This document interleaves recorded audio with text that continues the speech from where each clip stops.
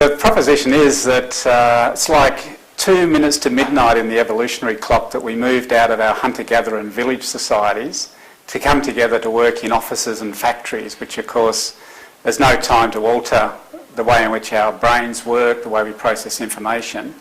And so relatively speaking, we've only just stepped out of the savannah, and the behaviours as social animals that served us very well on the savannah plains are alive and well in today's workplaces.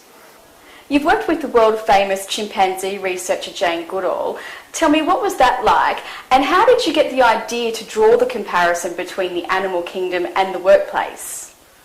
Yeah, the key comparison is that we're social animals, so our survival strategy, and every species has a survival strategy. Some species it's about strength, some it's about speed, some it's about flight. Ours happens to be as social animals. That is, we invest so much in our offspring.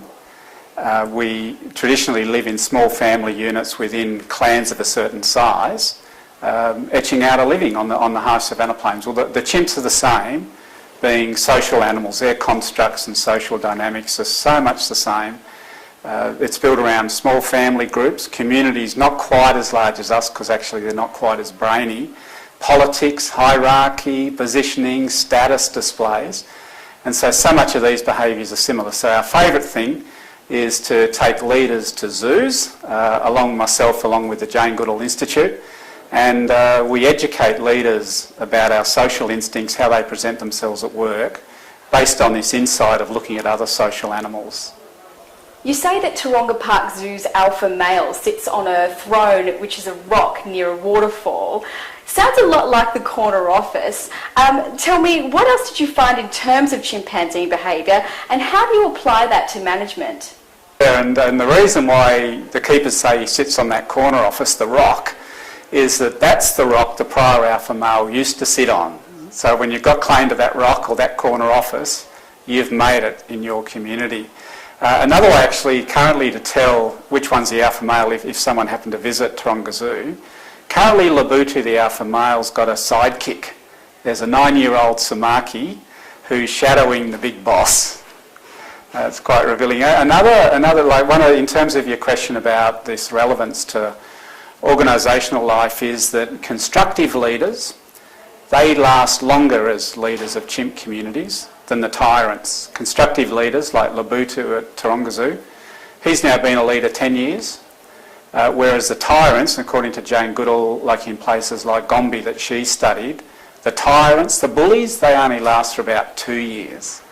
And what happens, like we were there one day at Taronga Zoo showing business leaders the chimps and with the keepers obviously, and all the animals, the 18 of them, were boozed and bashed and injured and limping, and what's been going on here? And there'd been one heck of a fight, because what had happened earlier that day, the alpha male, in a fight or in a contest with two rival males, there's a couple of other males and they want to take the top job, whenever this happens at Taronga, the females step in, put themselves in harm's way, that is the followers step in to protect the current boss who they want to retain as the boss.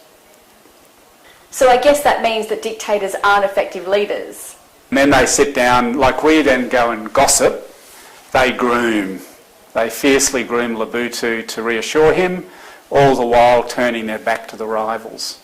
Tell me about the main drivers of human instincts and how that translates to the work environment, getting the most out of your staff and encouraging a cohesive environment as opposed to the survival of the fittest. So when we realise we're a social animal, there's these 9 instincts that come with being a social animal, and credit to the source of that for me is Professor Nigel Nicholson at London Business School, and what I've been doing for the last 13 years is applying this to leadership and human resource practices. So we'd model some basic things. For example, just touch on a few. We would design our organisations based on small family units of about 7. That's our basic family size, the group to which we intimately need and want to belong. That is, if organisations are careless in their structures, and let's say have managers leading teams of 12, 16, 20 people, then it's just handy to know that we're designing dysfunction into that system. Likewise, if we have really small teams, 1/1, 1/2, then those single or two individuals will feel too small a group to be part of a family, and therefore will feel isolated.